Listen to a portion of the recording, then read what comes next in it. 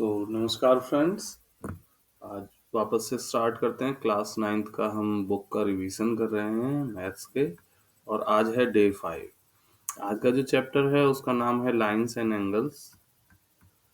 पिछली भी कुछ क्लासेस में आप पढ़ चुके हैं, इसके बारे में थोड़ा सा रिकॉल करेंगे, रिवाइज करेंगे और फिर कुछ क्वेश्चंस करके देखेंगे। इसे हम दो पार्ट्स में करेंगे।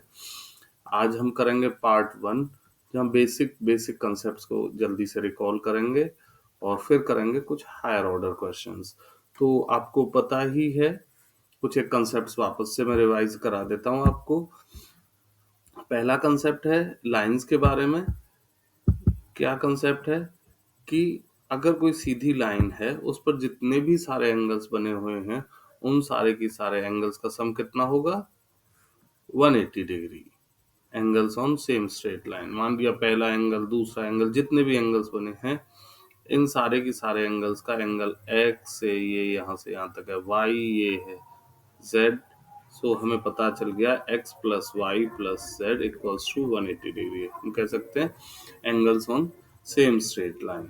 इसके अलावा जो कंसेप्ट आपको याद रखना है, दूसरा है वर्टिकली ऑपोजिट एंगल्स का कंसेप्ट। उसको भी एक बार देख लेते हैं। वर्टिकली ऑपोजिट एंगल्स का कंसेप्ट क्या है कि अगर दो लाइंस एक दूसरे को इंटरसेक्ट करती हैं, एक तो आपको ये पता होना चाहिए कि इंटरसेक्टिंग लाइंस का क्या मतलब है, जब हम ट्रांसवर्सल वर्ड यूज करते हैं उसका क्या मतलब है, कैसे वो दोनों एक दूसरे से डिफरेंट है, तो उस बारे में भी बात करेंगे। अगर लाइंस एक दूसरे को कट कर रही हैं, तो आमने सामने बने हुए एंगल, मान लिया यहाँ पे एक एंगल बना हुआ, यहाँ पे ये एक एंगल बना हुआ, ये दोनों एंगल्स इक्वल होंगे। इसी तरह इधर जो एंगल बना हुआ है और इधर जो एंगल बना हुआ है, ये दोनों एंगल्स इक्वल होंगे। तीसरी जो बात आपको पिछली क्लास से याद रखनी है, वो ये कि अगर कोई एंगल इस तरह से है, वो 90 डिग्री का एंगल बना रहे हैं, तो उस 90 डिग्री को रिप्रेजेंट करने के लिए हम इस तरह से भी एक यहाँ पे एक छोटा सा स्क्वायर या रेक्टेंगल शेप बना देंगे। तो इसका मतलब है इस एंगल का मेजरमेंट है 90 डिग्री। अब जो सबसे पहली थ्योरम आती है, जो सबसे इम्पोर्टेंट थ्योरम है, वो यही है कि, मैं ये हटा देता हूँ पहले। पहली थ्योरम हम कर लेते हैं कि जब दो लाइंस एक दूसरे को इंटरसेक्ट करती हैं, तो वर्टिकली ऑपोजिट एंगल्स क्या बनते हैं? हमेशा इक्वल। मान लिया हमारे पास दो लाइंस हैं, एक लाइन है ए बी और दूसरी लाइन है सी डी। तो हमने देखा कि ए बी और सी डी एक दूसरे को पॉइंट ओ पर इंटरसेक्ट कर रहे हैं। कोई भी थ्योरम इस तरह से प्रूव करने के लिए आएगी तो सबसे पहले आप लिखेंगे गिवन। गिवन क्या है? Lines A B and C D intersect at O। Point O पे इंटरसेक्ट करती हैं। हमें प्रूव करने के लिए क्या बोला गया है? हमें प्रूव करने के लिए बोला गया है angle A O C equals to angle B O D, या फिर angle B O C equals to angle A O D. चलिए कैसे करेंगे, प्रूफ देख लेते हैं। सबसे पहले हम एक कोई सीधी लाइन कंसीडर कर रहे हैं, ए ओ बी या ए बी लाइन को कंसीडर कर रहे हैं। On line A B angle A O C plus angle B O C equals to 180 degree. उसके बाद ब्रैकेट में हम उसका रीजन लिखेंगे, लीनियर पेयर। मतलब ऐसे दो एंगल्स जो एक सीधी लाइन पे बने हुए हैं। कौन कौन से लिए हमने? एक ये वाला, एक ये वाला। ठीक है। ऑनलाइन सी डी हम देखें,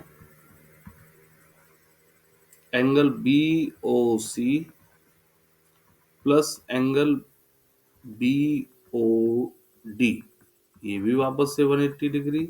इनका रीजन भी वही सेम, लीनियर पेयर। हमने देखा दोनों बार राइट हैंड साइड में 180 डिग्री आ रहा है, तो इस केस में लिख देंगे हम फ्रॉम इक्वेशन 1 एंड 2। क्या हमें पता चला? Angle A O C plus angle B O C equals to angle B O C plus angle B O D. हमने देखा कि एक टर्म कॉमन है, दोनों साइड में है, तो उसको हम कैंसिल कर देंगे। बीओसी से बीओसी कैंसिल हो गया, हमारे पास क्या बचा? हमारे पास बचा angle A O C equals to angle B O D. Similarly हम दूसरे एंगल पेयर्स के लिए भी प्रूव कर सकते हैं। दूसरा कौन सा रह गया? एओसी और बीओडी को प्रूव कर दिया। दूसरा रह गया angle B O C equals to angle A O D. इसको प्रूव करने की जरूरत नहीं है। चलिए आगे कुछ और इम्पोर्टेंट क्वेश्चंस देख लेते हैं। आज हम लाइंस एंड एंगल्स के बारे में ही बात करेंगे। चलिए जो यहाँ क्वेश्चंस लिखे हुए हैं, इसका फर्स्ट क्वेश्चन हमने कर लिया है। If the two lines intersect each other then vertically opposite angles are equal. अब सेकंड क्वेश्चन देख लेते हैं। In the given figure ray O S stands on line P O Q. ये इस वाली फिगर की बात कर रहे हैं। अगर ये क्वेश्चन पूछा जाता है तो आपको इसका डायग्राम बन के मिलेगा एग्जाम में भी। ये मैं थोड़ा सा बड़ा कर देता हूं। अब देख लेते हैं। रे ओ एस स्टैंड्स, ये रही ray O S stands on line P O Q. Ray O R and ray O T are angle bisectors of angle P O S and Q O S. तो आपको क्या ध्यान रखना है, इन्होंने क्या क्या कहा उसका हिंट बना लेते हैं।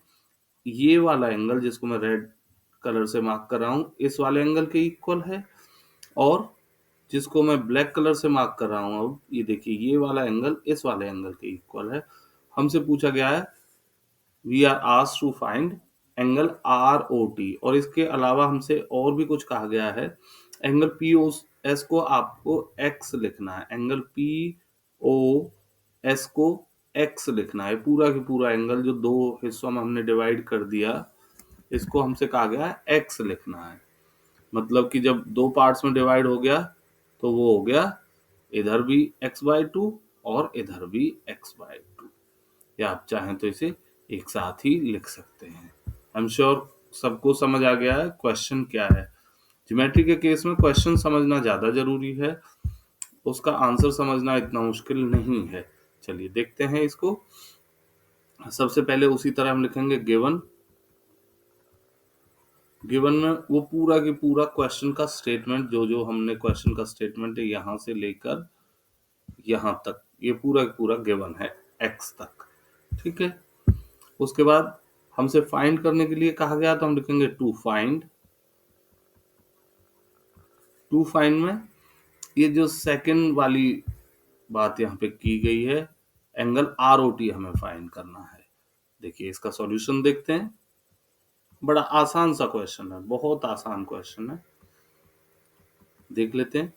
हमें पता है एंगल पी ओ एस की वैल्यू हमें एक्स दे रखी है।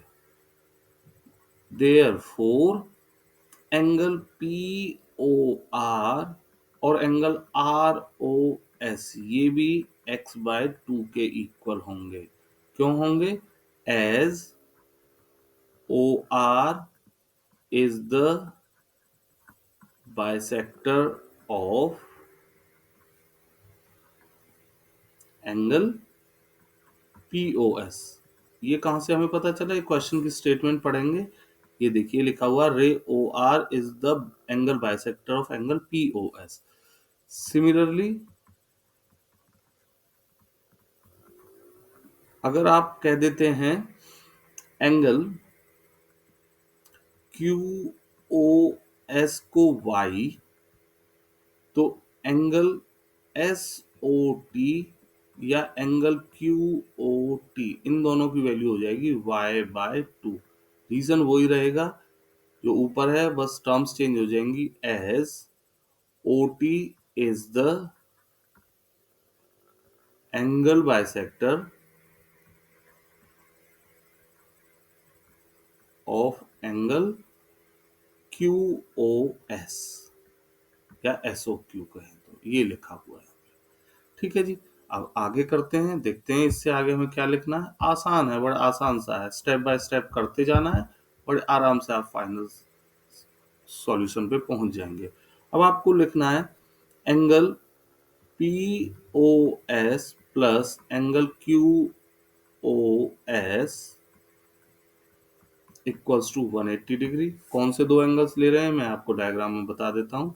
पी ओ एस यहां से ये वाला एंगल और क्यू ओ एस यहां से लेकर ये वाला एंगल, ये दोनों मिलकर लीनियर पेयर बना रहे हैं, सीधी लाइन बना रहे हैं, इसलिए इन दोनों का सम हो गया 180 degree. Linear pair.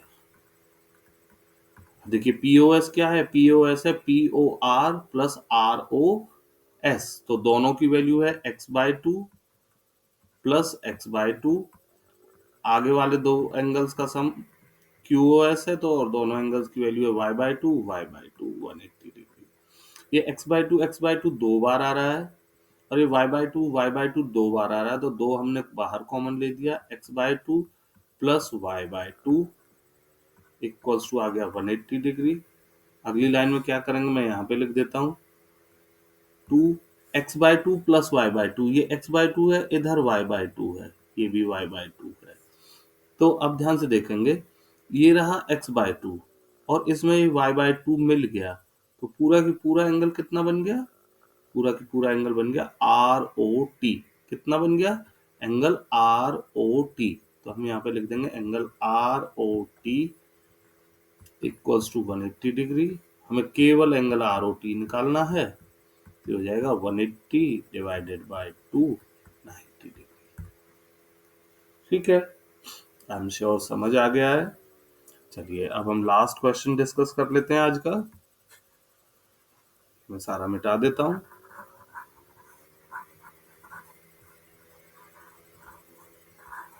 Last question भी आपके एनसीईआरटी में ही दिया हुआ है और बहुत बार पूछा जाता है, इम्पोर्टेंट है, तो इसको भी बड़े ध्यान से हम करेंगे। और छोटा है, समझने में आपको नहीं तकलीफ होनी चाहिए। आप क्वेश्चन को जब समझोगे तो आप उसको लंबे समय तक याद रख पाओगे, उसको एग्जाम में सॉल्व कर पाओगे। अगर आप सॉल्यूशन को याद रखने की कोशिश करोगे तो मुश्किल रहेगी। आप क्वेश्चन को समझो, आप लॉजिकल रीजनिंग से स्टेप्स को अपने दिमाग में बिठाओ, क्यों हमने ऐसा किया, अगर ऐसा ना करते तो हमारे पास क्या ऑल्टरनेट्स थे, किस और तरह से हम इसे कर सकते हैं, तो इस तरह से क्वेश्चन को समझो। चलिए क्वेश्चन पे आ जाते हैं वापस से।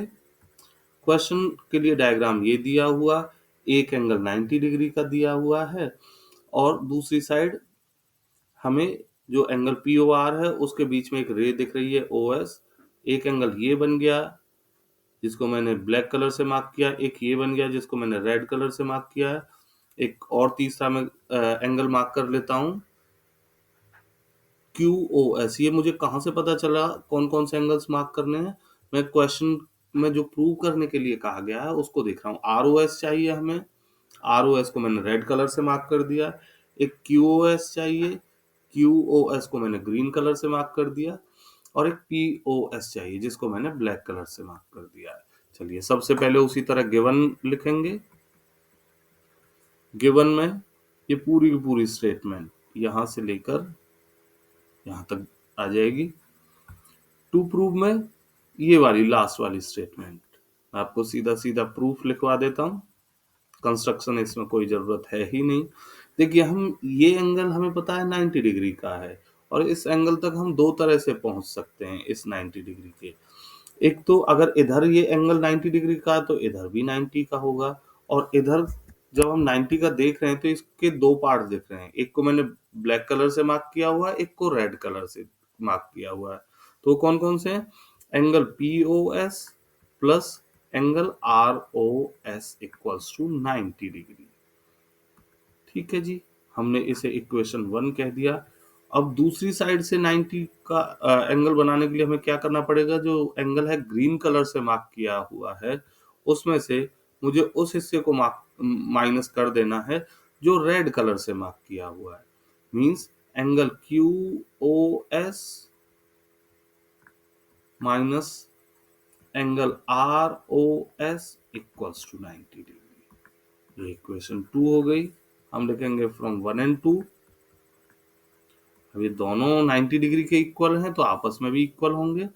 Angle P O S plus angle R O S equals to angle Q O S minus angle R O S. अब क्या करेंगे, आर ओ एस को इधर ले आएंगे, पी ओ एस को इधर लेके जाएंगे। इसकी भी हमें हिंट क्वेश्चन से ही मिल रहा है, क्योंकि लेफ्ट हैंड साइड में हमें आर ओ एस ही रखना है और राइट हैंड साइड में बाकी के सारे एंगल। तो लिखते हैं G angle R O S plus angle R O S. Plus क्यों, क्योंकि ये राइट हैंड साइड में नेगेटिव का, लेफ्ट में शिफ्ट करेंगे पॉजिटिव का बन जाएगा। Angle Q O S plus, ये प्लस का पी ओ एस है, इधर जाएगा तो माइनस का एंगल पी ओ एस बन जाएगा। तो आर ओ एस और आर ओ एस बन गया 2 angle R O S equals to angle Q O S minus angle P O S. Finally angle R O S, ये जब 2 जाएगा इधर तो ध्यान रखेंगे इसे 1/2 लिखेंगे। आप इसे ऐसे भी समझ सकते हैं, यहाँ ये 2/1 है तो राइट हैंड साइड में जाके ये बन जाएगा 1/2। ठीक है, तो ये 1/2 angle Q O S minus angle P O S, और यही हमें प्रूव करने के लिए कहा गया था। लास्ट में लिख देंगे हेंस प्रूव्ड। आज आप बैठ के रिवाइज करेंगे एक्सरसाइज 1 को, उसके कुछ क्वेश्चंस को। कल वापस से हम एक और वीडियो के साथ आएंगे, कल या परसों जब भी समय मिलेगा, और जहाँ पे हम इस चैप्टर के कुछ और क्वेश्चंस को डिस्कस करेंगे। So take care and God bless all of us. Bye everybody.